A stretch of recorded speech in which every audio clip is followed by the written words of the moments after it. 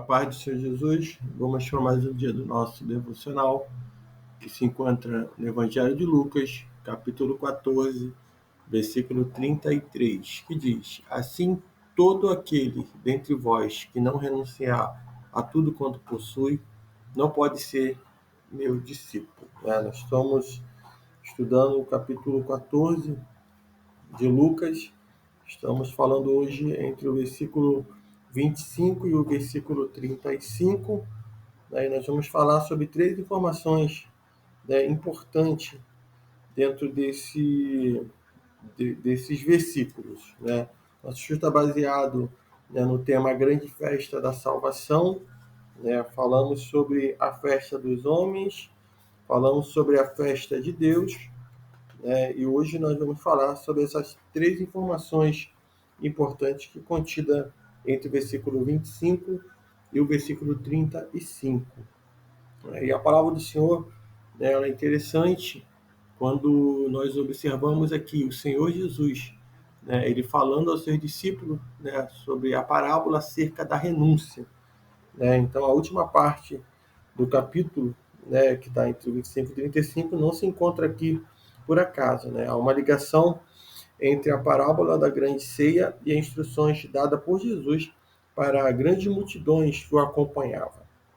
Todo aquele que aceita o convite da salvação de Deus torna-se um discípulo de Jesus. Então, vamos falar de três coisas que devem ser consideradas. A primeira é um preço a pagar. Então, ao observar as grandes multidões que o seguiam, Jesus não hesitou em falar do custo do discipulado. Ele não temia a rejeição das pessoas ou a perda de seguidores, por isso não poupa as palavras, muito menos esconde, as dificuldades de seguir. Então, o Senhor Jesus, ele não vai poupar e não vai medir palavras, colocando realmente palavras, até mesmo por interesse pessoal, humano, fazendo com que para agradar pessoas. O Senhor ele não está preocupado ali se aquela multidão que eles estavam iria ouvir Jesus, iria realmente gostar ou não daquilo que ele estava falando, pregando. Importava que ele estava ensinando realmente a palavra de Deus, aquilo que realmente leva o homem à salvação. Então, primeiro, Jesus ele exige um amor exclusivo. Versículo 26 ele diz: se alguém vem a mim e não aborrece o seu pai e mãe e mulheres, filhos, irmãos e irmãs e ainda a sua própria vida, não pode ser meu discípulo. Então a palavra aborrece, ou odeia, ela significa amar menos. Ou seja, o amor de Jesus deve estar acima de todos os outros. Devemos amar nossos irmãos e até nossos inimigos. Mas o amor de Jesus deve estar acima de todos os amores. Então, o amor de Jesus, tem que estar acima de todos, de todas e qualquer amor, de qualquer, até mesmo quando ele coloca que realmente aquele que vai aborrecer pai, mãe, mulher, filho, irmão, irmãs, deve até mesmo a sua própria vida, para poder ser um discípulo do Senhor Jesus.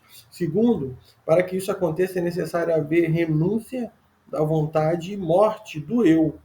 E qualquer que não tomar a sua cruz e vier após mim, não pode ser meu discípulo, ele diz no 27. E ainda conclui: tomar a cruz, é andar com um atestado de óbito no bolso. Então, na nova vida para a qual Jesus nos chama, não há mais espaço para a vontade própria ou interesse pessoais. Então, à medida que nós fomos chamados para essa nova vida e aceitamos esse convite, é como se você já andasse, com seu atestado de óbito no bolso, morrendo já para o mundo, para as suas próprias vontades.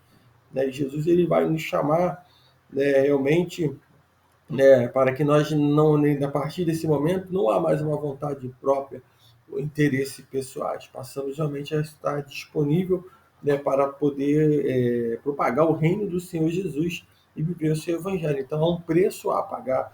O segundo é que a segunda coisa que devemos considerar que é uma conta a fazer. Então, toda pessoa deve avaliar o custo antes de tomar a decisão de aceitar o convite para seguir Jesus. Então, a salvação é gratuita, mas demandará de nós renúncia pessoal para que Cristo viva sua vida em nós, enquanto, o seguimos. Paulo ele fala muito bem sobre isso, dessa renúncia pessoal, né, quando ele escreve aos Gálatas, capítulo de número 2, no versículo 19 ao 20, que ele diz: pois pela lei eu morri para a lei, a fim de viver para Deus.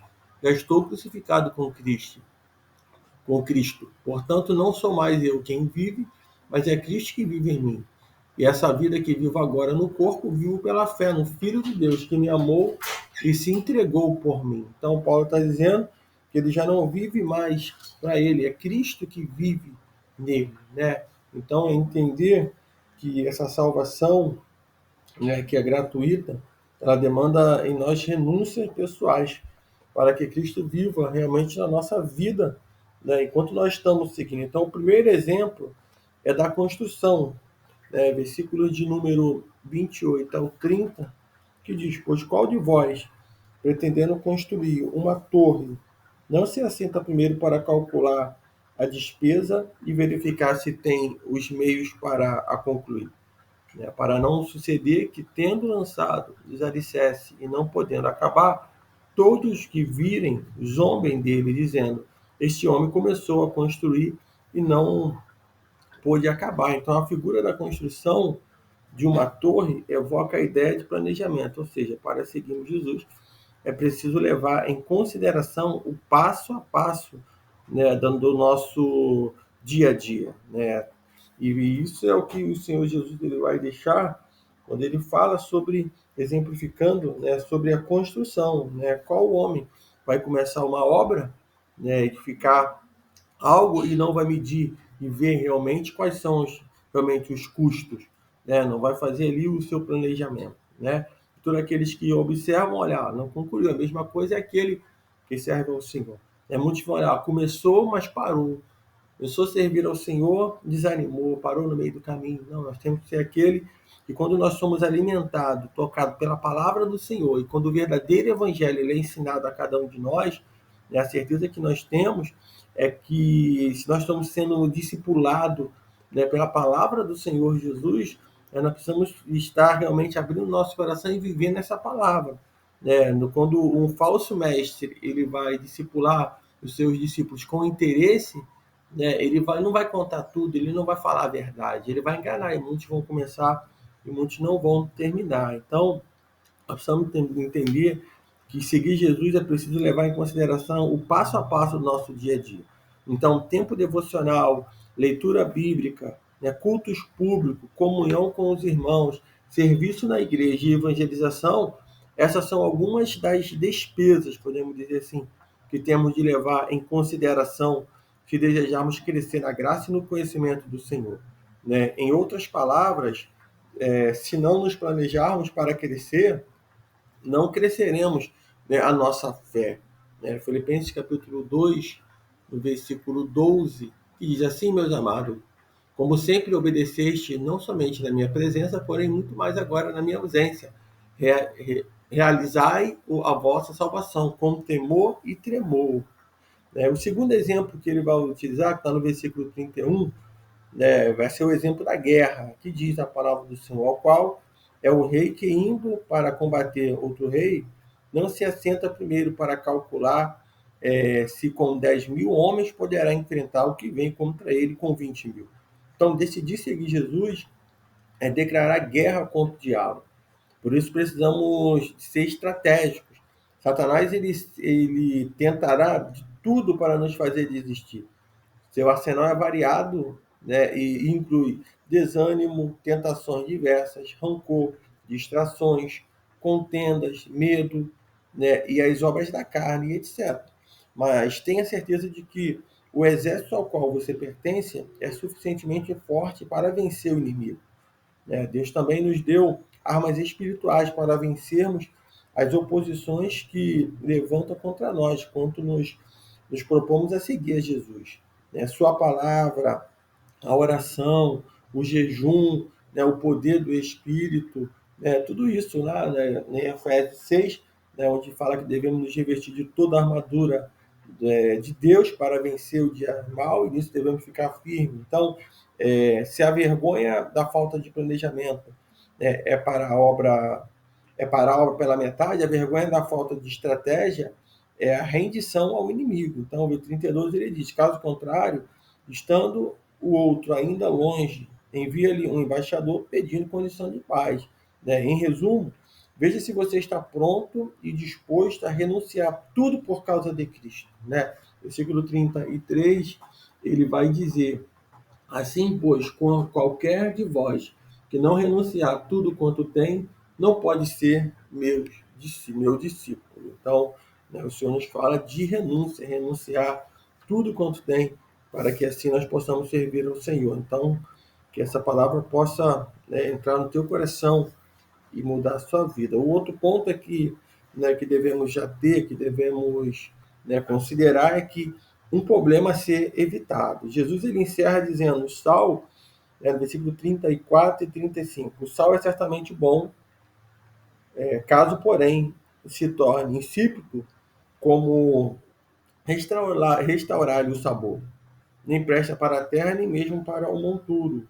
Lança-no fora. Quem tem ouvido para ouvir, ouça. Então parece estranho, que o sal se torne insípido, pois o cloreto de sódio é em si mesmo um sal. No entanto, se o sal extraído do Mar Morto fosse misturado a outros elementos, o que era comum na antiga Palestina, e depois levado pela água, perdia a propriedade, de salgar, restando um resíduo sem nenhuma utilidade. Então, o ensino de Jesus é claro: cuidado com a fé aparente e a falsa confissão.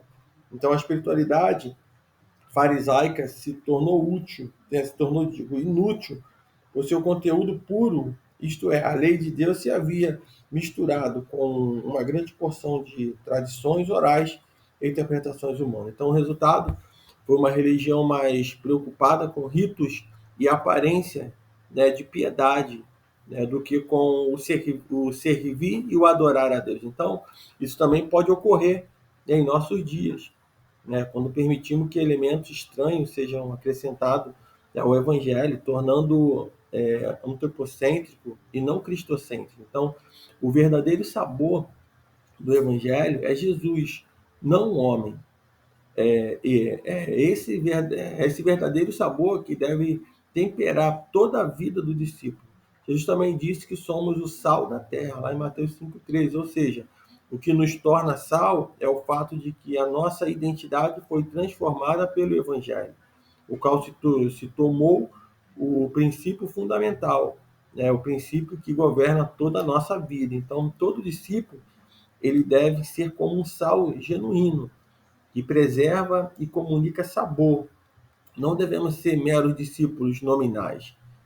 Jesus via nos fariseus e escribas pessoas altamente religiosas, mas sem a salvação de Deus. Então, o sal perderá seu sabor na vida religiosa de Israel. Então, que você possa ser como o sal da terra. Todo discípulo ele deve ser como um sal genuíno, que preserva e comunica o sabor.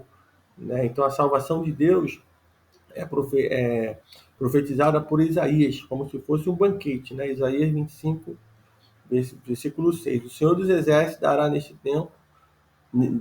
neste monte e todos os povos um banquete de coisas gordurosas, uma festa com vinhos velhos, pratos gordurosos com tutanos e vinho velho bem classificado. Então, Jesus é quem nos chama para participarmos desse banquete. Essa festa divina começa nesta vida, mas escatologicamente se perpetuará por toda a eternidade. Então, que nós possamos permanecer, continuar firme no Senhor, entendendo que há um banquete. Esse banquete serão coisas maravilhosas ali. E Lucas, capítulo 13, versículo de número 28 e 29, ali ele fala sobre, sobre a vida, sobre o começo de tudo isso, escatologicamente, o que vai acontecer. Ali haverá choro e ranger de dente, quando vir de Abraão, Isaque e Jacó, e todos os profetas no reino de Deus, e vós, lançados fora. E virão do Oriente, do Ocidente, do Norte e do Sul, e assentar-se-ão à mesa do reino de Deus. E eis que derradeiros há que serão os primeiros, e o primeiro há que serão os derradeiros. Então, que nesse dia você fique com essa palavra, entendendo que é um chamado, esse chamado ele é radical, é um chamado ao amor incondicional, né? Um chamado à renúncia, né, incondicional, né? Esse chamado a calcular os custos, nós precisamos calcular esses custos, né? Esse chamado também é para a pureza, né? Seguir a Jesus demandará tudo de nós. Então, ser discípulo é um compromisso pleno, incondicional com Jesus. Então, o novo e o velho homem não podem coexistir nos discípulos, né? Devemos abandonar todo o amor que concorra com o amor de Jesus. Planeje para caminhar com Jesus.